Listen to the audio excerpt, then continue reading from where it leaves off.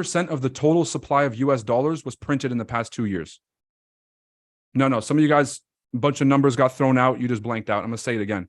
30% of all the dollars in circulation in the world were printed in the past 2 years, which means that you take the 75-year history of the US dollar standard since Bretton Woods, you take every single thing that's happened since then and all the money that's been introduced since that point, 30% of the total dollar supply was printed in the past couple of years.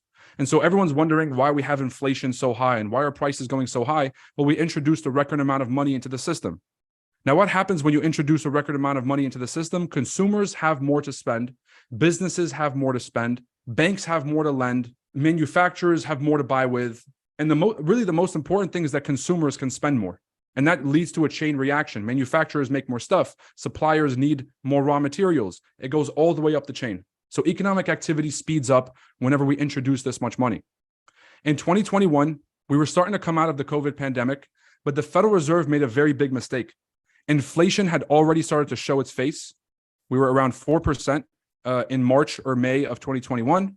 And instead of stopping the money printer, and they actually continued this until 2022, until the summer of 2022. So from 2020 to 2021, we were printing money. In the summer of 2021, we hit 5% inflation. This was the emergency mode. In the summer of 2021, the Fed should have stopped printing money and they should have realized that we were going to cause a crisis. But they continued for another 12 months of money printing until eventually we peaked out at about 9% inflation. Now, in June of 2022, we started doing the opposite. So we stopped printing money into the economy.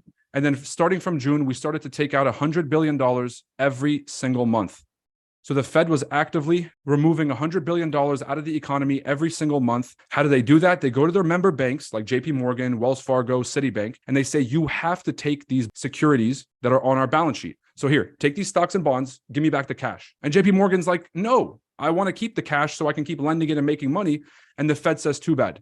We just took the money. So the Fed can force their member banks to take money or to take assets whenever they need to. And so we've been taking $100 billion out per month this entire year till 2023. Now we get to where we are today.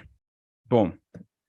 So now that we're all caught up, I want to show you guys how this affects the Federal Reserve and then how this is going to affect their decision making on Wednesday. So this is the 2020 pandemic. We introduced a lot of money into the system, and you guys can see the Fed's balance sheet went from 3.8 trillion up to $9 trillion. 3.8 to 9 trillion, more than double.